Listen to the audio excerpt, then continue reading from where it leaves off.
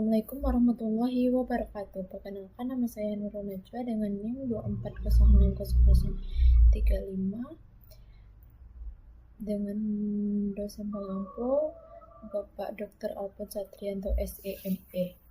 Baiklah, saya di sini akan melanjutkan pelatihan pengolahan data time series dengan review.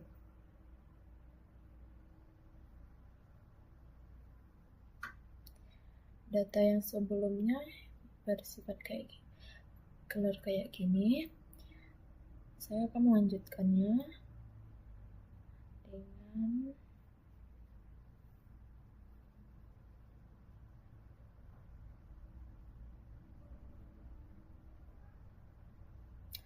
hasil regresi di atas belum bisa diinterpretasikan dan dimaknai karena belum dilakukan uji asumsi klasik. Model regresi baru bisa diinterpretasikan dengan dimaknai jika sudah lulus uji asumsi klasik. Baiklah, di sini saya akan melanjutkan uji asumsi klasik. 1. Uji normalitas.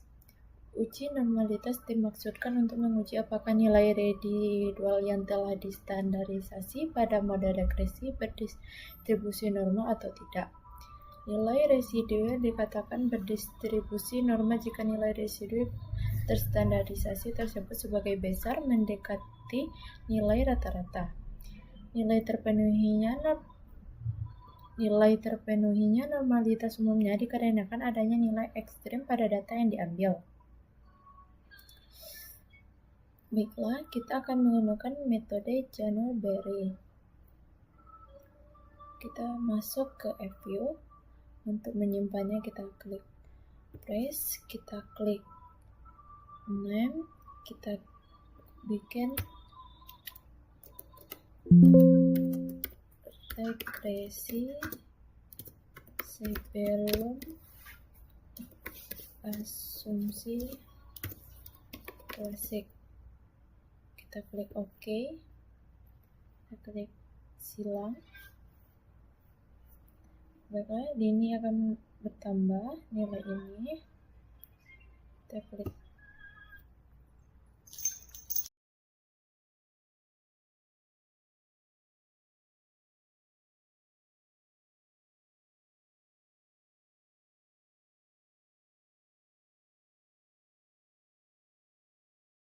asumsi, kita klik,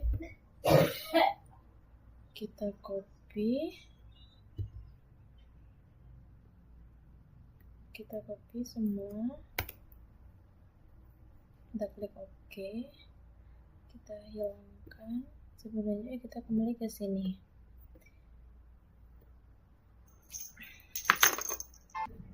Selesai di sini, kita klik view, kita klik residu nya, kita klik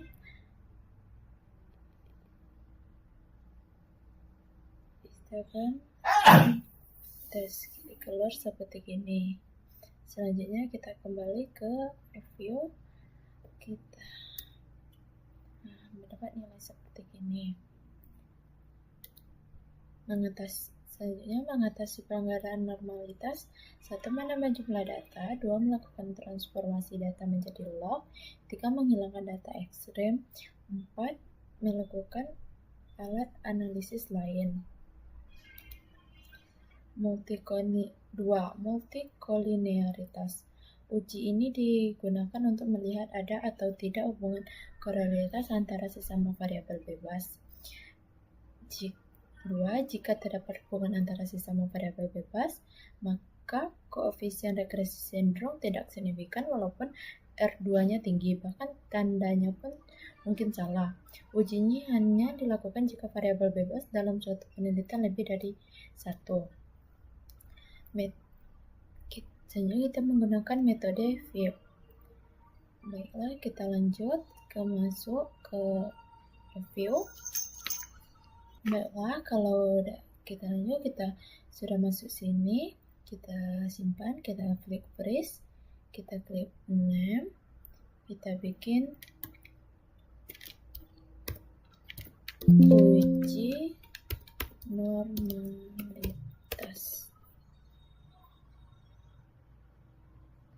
Oke, ini kita kembalikan, kita seperti ini. Seperti ini, kita lanjut klik view, klik koefisien diagnosa, kita klik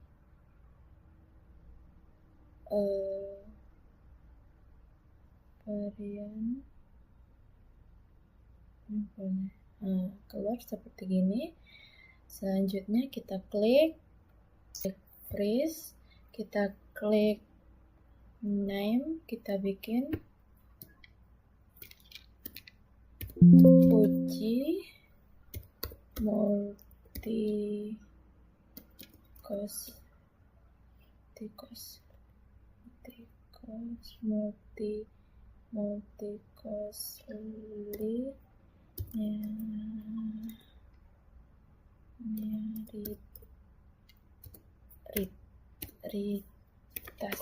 Kita klik oke.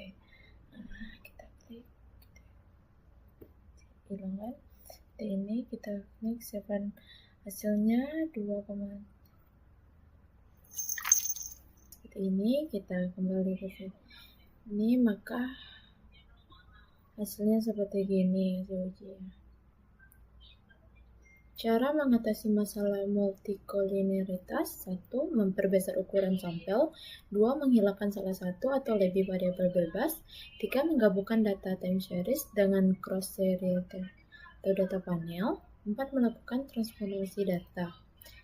3. Heteroskedastisitas. 1. Heteroskedastisitas terjadi pada saat residual dan nilai prediksi memiliki koreksi atau pola hubungan. Pola hubungan ini tidak hanya sebatas hubungan yang linear, tetapi dalam pola yang berbeda juga dimungkinkan. Oleh karena itu, ada beberapa metode uji heteroskedastisitas yang dimiliki oleh FU, seperti Braun-Pagano.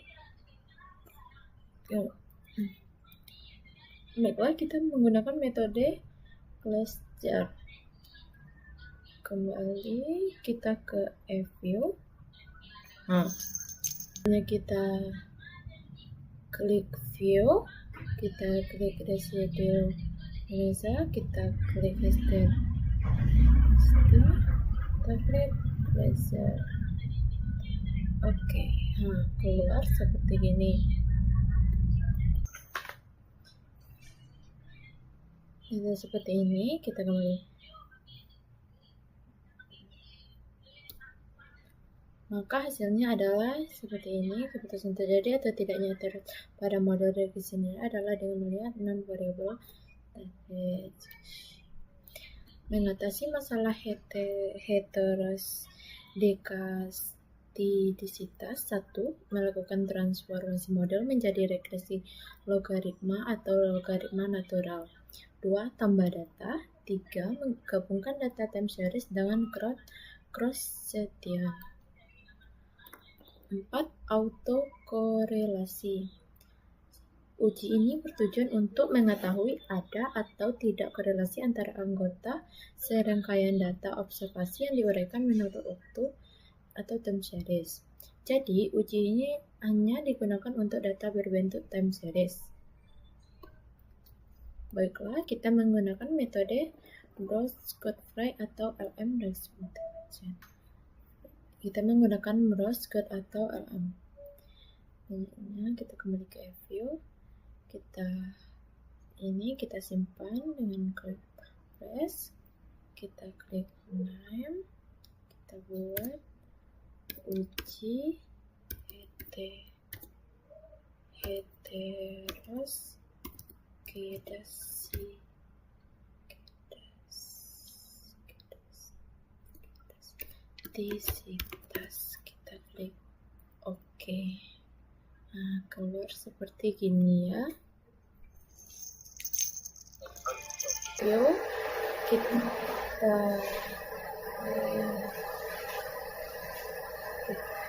klik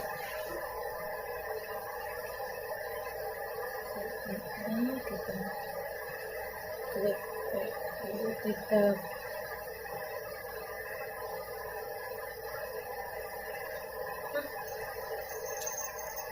Ini kita klik view, kita klik residu diagnosa, kita klik dua ini kita biarkan, kita klik OK. Keluar seperti ini, menggunakan data, browse series scores and test. Kita browse ke series score dan test.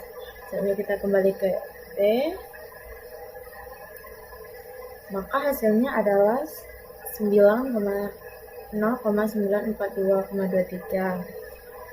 Mengatasi masalah autokorelasi yaitu satu, melakukan transformasi model menjadi regresi logaritma atau logaritma natural. 2, tambah data. Dari keempat uji asumsi klasik, ternyata model yang diestimasi tidak memenuhi persyaratan terbebas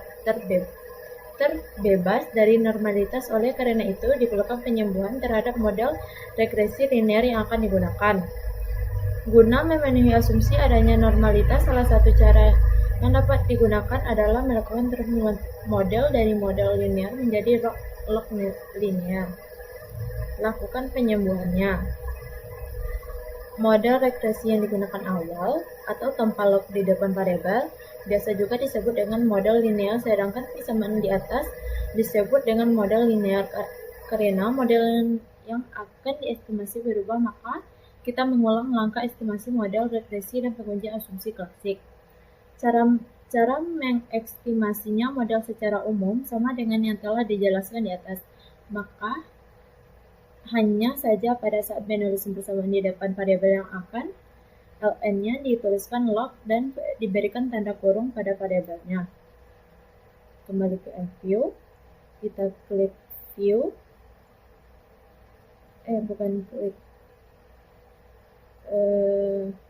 kembali ke sini, kita klik simpan dengan freeze, kita klik name, kita buat uji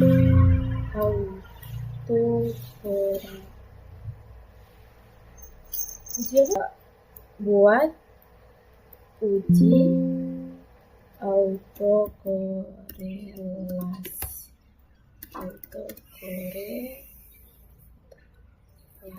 Kita klik OK. Kita bikin seperti ini. Kita hapus. Ini kita klik estimate. Kita seperti ini, kita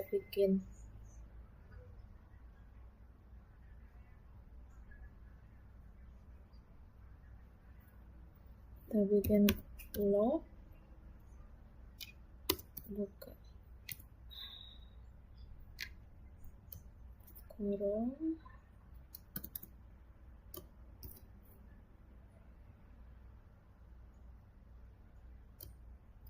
kurung log s, bikin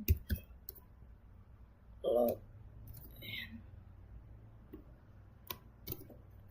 kita klik OK.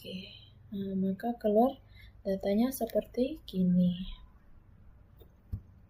Selanjutnya kita klik freeze, kita klik name, kita buat regresi log, kita klik OK, kita hapus. Maka seperti ini. Selanjutnya kita klik freeze, kita klik name, kita bikin normalitas. Oke. Nah, seperti ini kita klik post, kita bikin view, kita klik resi.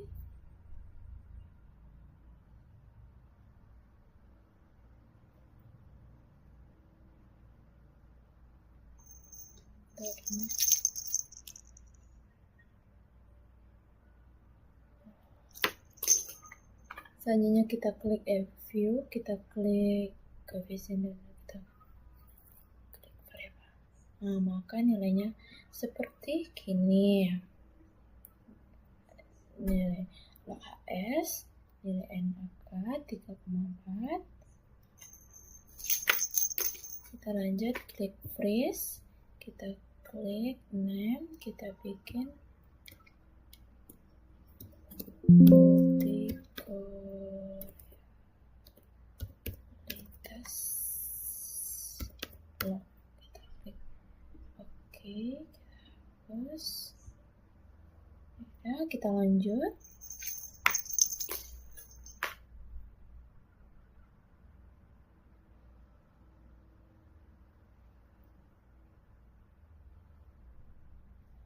Selanjutnya kita klik review, kita klik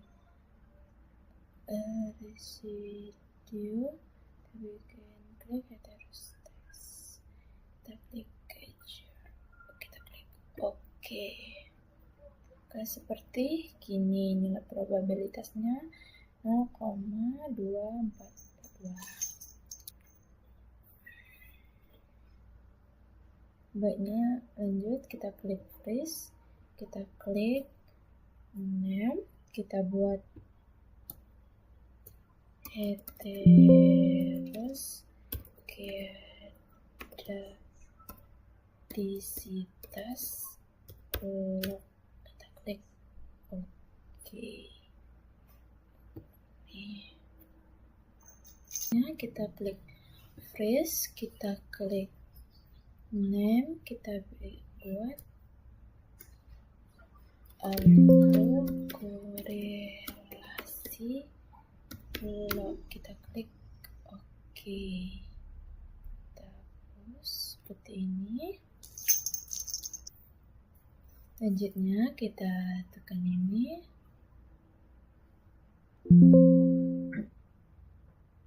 Selanjutnya kita estimasi seperti ini, kita klik OK. Seperti ini. Kita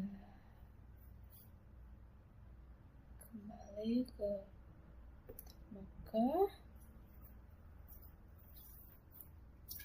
langkah yang sama untuk mengestimasikan dan melakukan uji asumsi klasik seperti yang sudah dijelaskan di atas. Uji normalitas dari tabel sheet ini, uji multivariat uji multivariat dapat dikatakan nilai FI untuk variabel HS. Uji. Jadi model yang akan digunakan model yang sudah bebas dari uji klasik. Dalam hal ini adalah model dalam bentuk log interference model. Koefisien determinasi R² sama dengan 0,803921. Artinya sumbangan variabel HS dan NAK terhadap variabel terikat INF sebesar 80,39%, sedangkan sisanya sebesar 19,41% disumbangkan oleh variabel lain yang tidak dimasukkan dalam model. Nilai F hitung sama dengan 26,6464 atau probabilitasnya sama dengan 0,00. Karena nilai probabilitas F sama dengan 0,00 kecil dari 0,05, maka dapat diartikan bahwa variabel HS dan NAK secara bersama-sama dapat menjelaskan nilai variabel terikat.